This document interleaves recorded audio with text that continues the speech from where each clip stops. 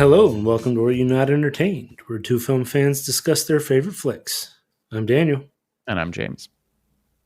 and we are going to be covering another episode of The Mandalorian.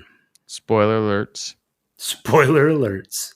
Get it out of the way. We're going to talk about the whole episode. So I feel like I'm the only person in the earth that hasn't seen them all, so, you're probably, fair enough. So spoiler alert to me. I hope you've seen this episode. I have seen this episode.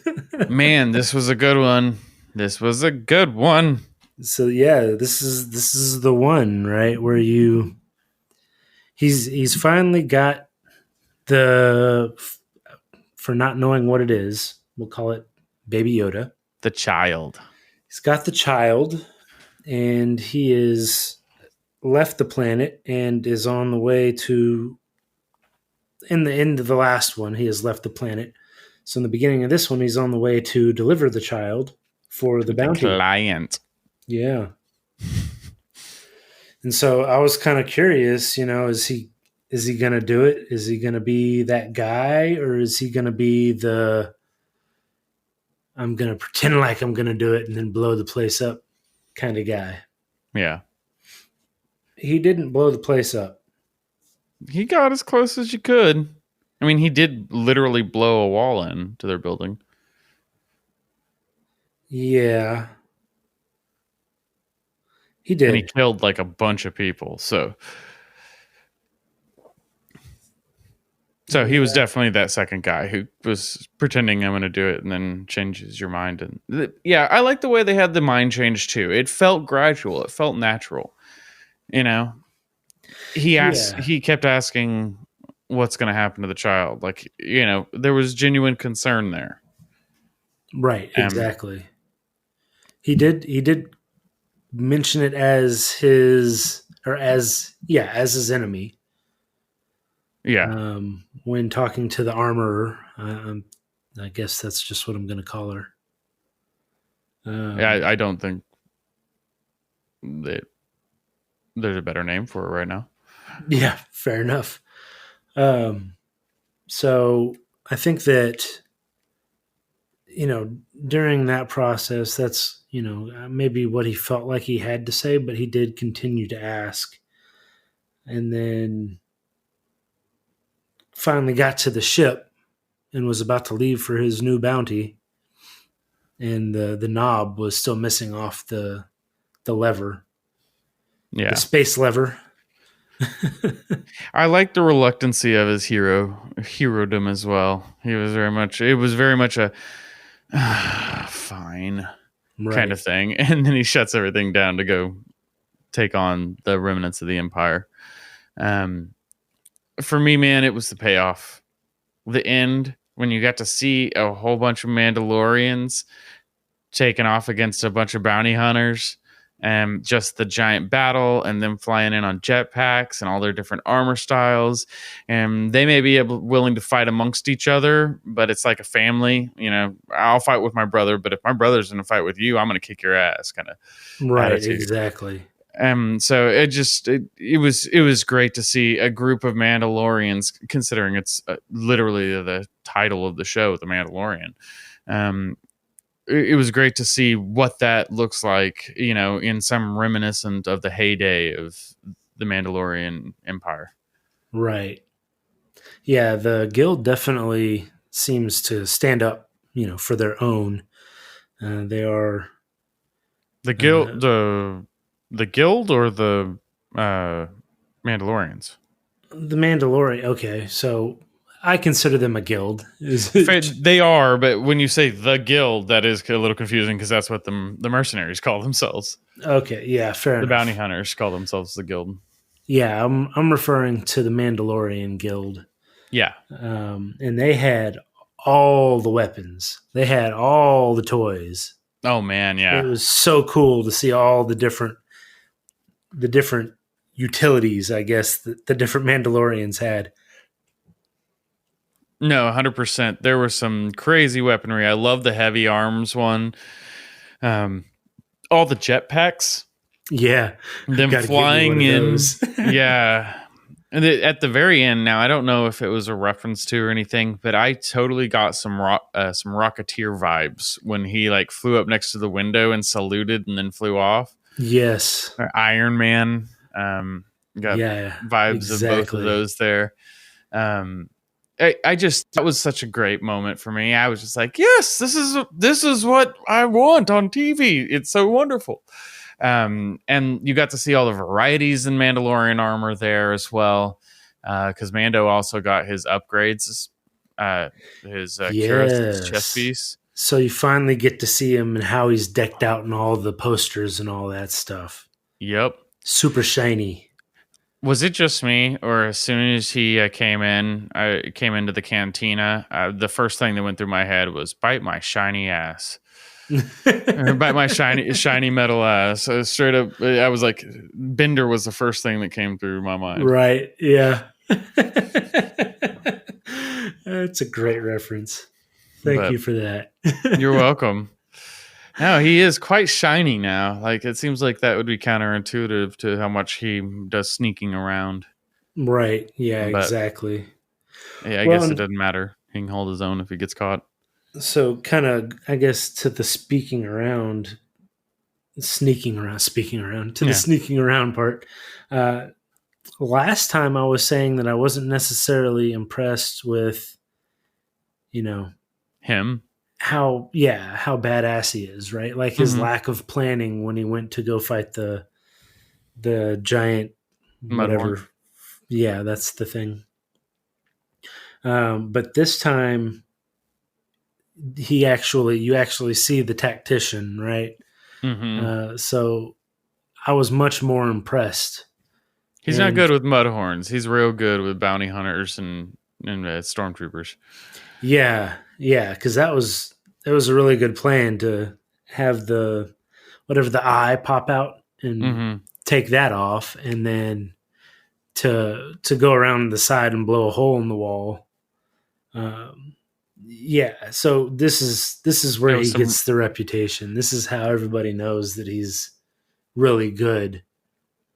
Yeah, So yeah, that part actually was pretty impressive to me. and he held his own with the guild for quite a while at the end. He wasn't Yeah, just. I did like how the armorer told him to save the whistling birds. I think is what they're called. Because they don't come cheaply, and the first thing he does was use all his whistling birds on a bunch right. of stormtroopers. Like, all right, well, I guess that Deus Ex Machina has already been removed from the plate. Yeah, But exactly. He's just gonna have to find some more. yeah, and I was glad that they ended up keeping Baby Yoda in it. Yeah, absolutely. I mean, after that, what do you do? How do you feel about your hero, right? Right, Um, heartless. yeah, I Yeah, mean, not very likable granted, at that point. yeah, Yeah. exactly. I mean, granted, he is a bounty hunter, so I mean, I think you could have had it come back into play like a episode later. Have him leave at that point in time in the episode, and then next episode you have him doing another mission, and it's related somehow. And he yeah, finds out that they're planning on killing the child, and so he finally decides that that's where he draws the line and can't allow that. I mean, there's ways they could have done it, but no, I think you're right. This was a better way. yeah. Because then Um, I mean, even if he does get that eventual redemption, mhm. I think you probably end up dwelling too long on the fact that he's a bastard. Sour shoe on them. Well, I mean, and a good writer can play on that. I mean, Yeah, not every hero has to be perfectly heroic all the time. no, that is Um, absolutely true. and having a dark side that they learn to overcome is a character arc. But I do like the fact that he is likable, even though he is kind of a gruff jerk sometimes. Yes. But Yeah, he's a killer. he's a killer. Yes.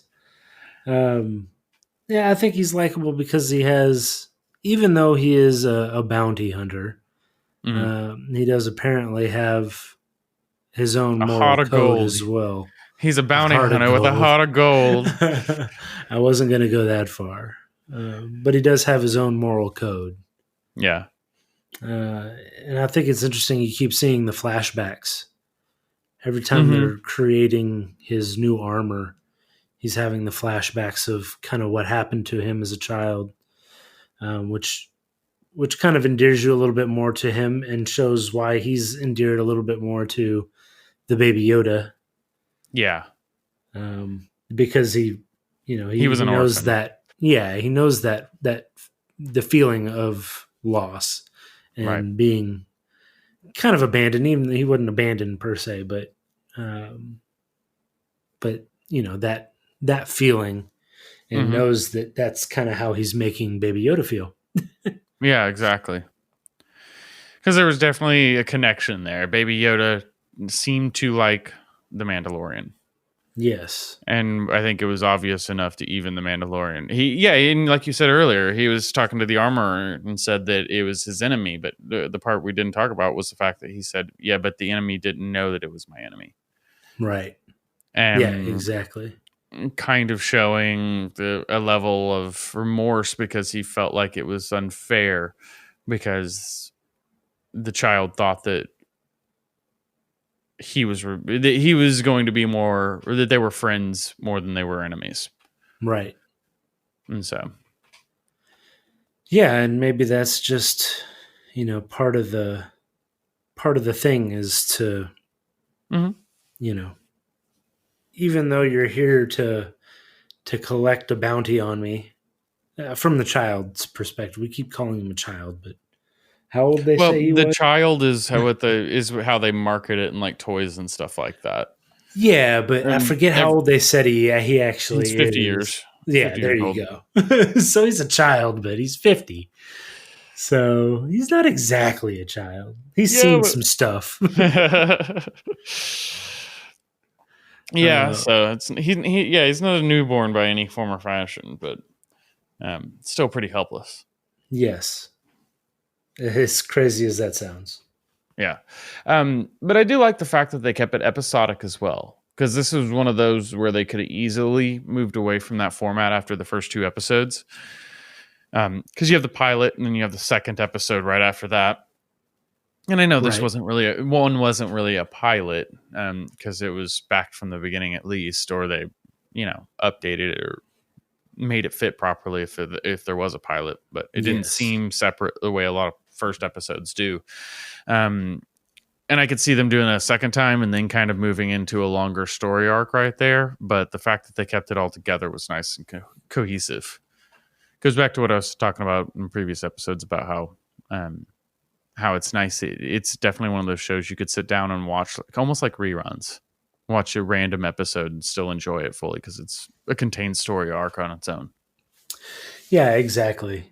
It's, it could give you, or I guess make you ask questions just because you don't necessarily understand everything that's going on, but they seem to stand alone, fairly well still, which again was one of those things that I wasn't totally sure about. Mm-hmm. I thought maybe one and two, but yeah, like you were saying, even in three, it does stand alone. Yeah. It has it's got a fairly small cast as far as like main characters as well, which is nice because it's easier to follow along with. Like Yeah, some and he stayed in backwater towns the entire time, so he's never run across like a metropolitan. We haven't seen a cloud city or anything crazy like that. Right, yeah, that's true. Well, yeah, and he hadn't really interacted with all that many people, um, Yeah. but it does make it a little more cohesive. I was glad. Grief didn't die at the end, and the way they did it, that was so classic. Where it was the piece of metal that they had shown you he had in his breast pocket ends up being the thing that the blaster hits and saves his life. Like that is so old western. The sheriff's badge is what deflect the bullet kind of thing. Yeah, Um, Well, and I then the really like question that. is, the Mandalorian. He showed the Mandalorian. Yeah, the Mando knew where it was. Yeah. Yeah. So, was he trying not to kill him? Yeah. I think, I'm the Regardless, only that one dude that has can a get you out of this situation. Regardless, that dude has a giant square bruise on his chest. Yeah, absolutely. He went flying backwards, man. That did not feel good. No, it could not have. No. But I was glad that he didn't die. I like his character. Yeah, no, I'm sure we'll be seeing more of him. Yeah. For sure. All right. Well, and I think that about covers it for episode 3. Was there anything else you wanted to throw in before we got off? Nope, I think that covers it. All right. Well, hopefully you enjoyed the episode. Join us when we cover episode 4 here in a little bit. And please like and subscribe, comment as well, and join us next time on Green Entertainment.